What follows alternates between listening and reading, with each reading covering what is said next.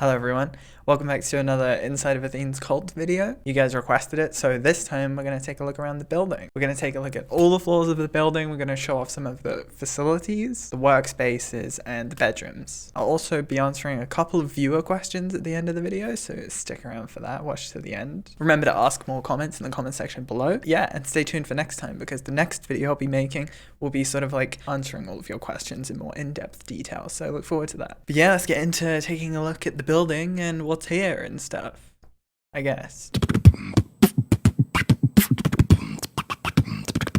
Okay, so there's 5 floors in total in this building. That's including the basement and the ground floor, and then floors 1, 2, 3. So yeah, the building is literally full, but we'll get into what future plans the high priests have at the end of the video. Okay, so you guys know what my room looks like. Got a plan. So let's start by leaving my room and checking out the basement floor. So to begin with, immediately opposite my room is a free room that's being under construction. So if you were planning on coming over and hanging out with me to play some World of Warcraft, eat some Doritos, maybe some Smash Brothers, you should probably apply soon. If we turn left, there's a corridor that leads to this mess. I think that these 2 big doors actually lead outside, but I'm not sure because I'm not allowed outside. And you can leave your laundry here, so that's nice. I said that last time though. Watch my last video. Down here is another long corridor. Probably gonna say that about 100 times this video. With staircase number 2. Yeah, I said number 2, not number 1. And I gave it a number. This place has 2 staircases, in case you didn't already think it was big. It actually has an elevator too. It's the drying room, the only room in the house that isn't cool. Opposite is the laundry room with the weird high-tech washing machine. Also, Morale told me that this thing isn't actually hard to operate at all. So I think Raphael was just trying to scare me off of using it myself. Or maybe he doesn't know how it works. There's just clothes everywhere. We actually just bought a dryer, so... Oh wait, no, that won't change the clothes everywhere.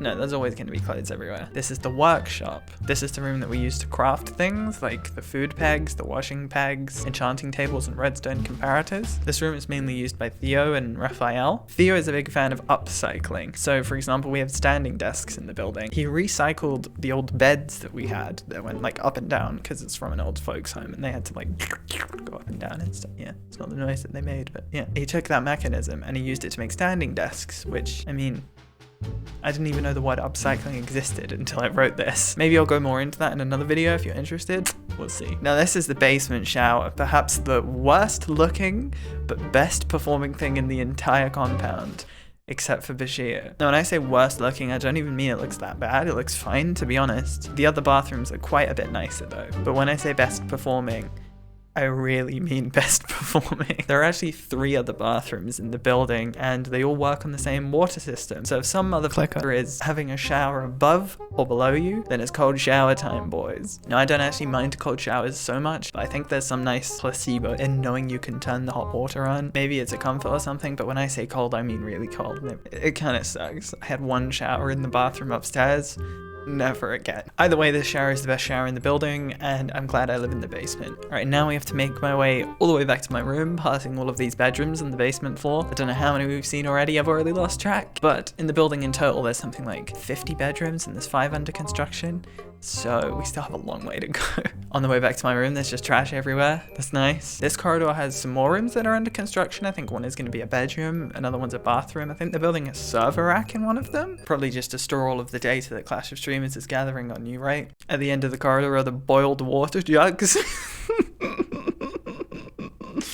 Oh, boiled water jugs. I was told that in this room at the end of the corridor was some kind of ghost, like some kind of horrible, disfigured, undead, nightmarish figure that's just lurking in that room. Through here is the working room. This is where the bulk of the work on Gaming for Good, Doobie X, and of course Clash of Streamers is done. Wonder when the next patch is for Death Train VR. Did anyone see that I did a video on that? I did a video on Death Train VR. It's actually really good. It's really good for a free game. Really good for the price they were selling it. Anyway, thanks, Stas. This place is taking stuff very seriously. So, doobiex.com. At the end of the corridor, we have the new big boss man. Towards the end of the workroom, we have a couple more workstations. We actually have an area that we're running automated game tests on.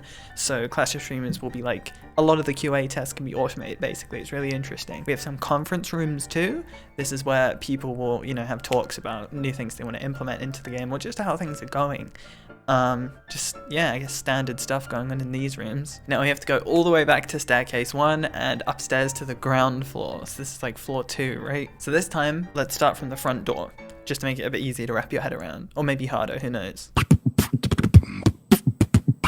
The front door has a fingerprint mechanism on it, which works extremely well because on the first day that I came here, I registered my fingerprint on it and I forgot which finger I used. So it doesn't even let people in who have registered their fingerprint. Maybe I'm just an idiot. No, it's definitely that one. That's just how they keep you locked in here, man. First room in the building is Morale's working room or streaming room. She has some pretty lights and she has a llama doorstep that I'm gonna fork out and keep for myself. So, thanks. Do you want to know what the first thing I said was when I picked up this llama when Morale offered it to me? I didn't actually steal it. I picked it up. Dana was in the room too. I turned it sideways and I said, "Don't you think that looks like a Feynman diagram?" I mean, it kind of does. There's a gym room where you can, you know, learn to have some patience because you're lifting weights. Can you tell I've been going there?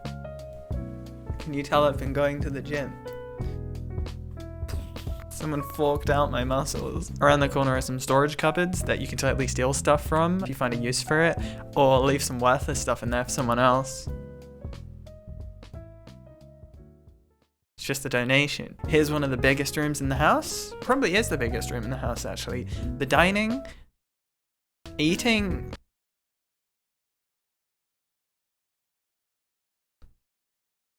The kitchen is in here, so this is where you can come to collect your food. There's also a printer.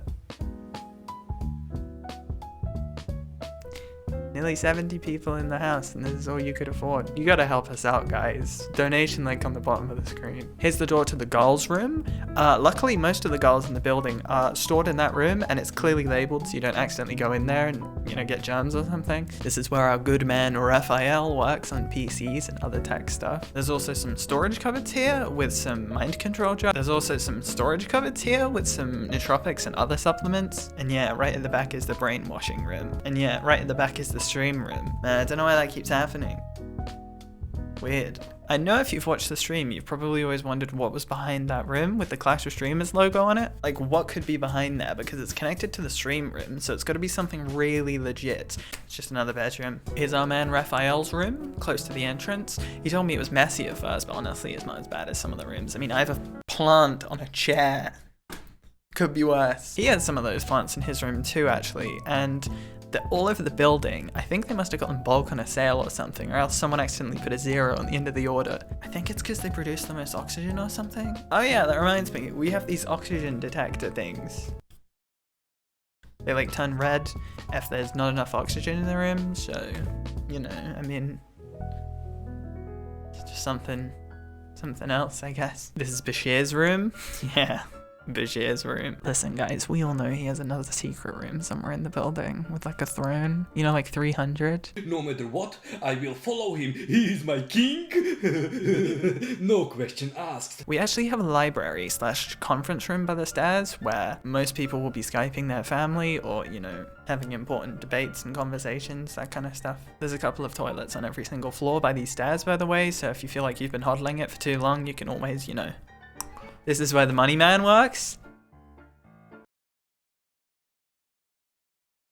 Okay, there are some more rooms here that are under construction, so you might be living in one of these if you're lucky. And here's one of those nice looking underperforming bathrooms I was talking about. They all look like this, they all look super nice, and they all give you cold showers, so. On this floor as well, we have Barcia and Erin's room. It's a really pretty room, they have like loads of plants, there's some dream catchers in there and stuff, and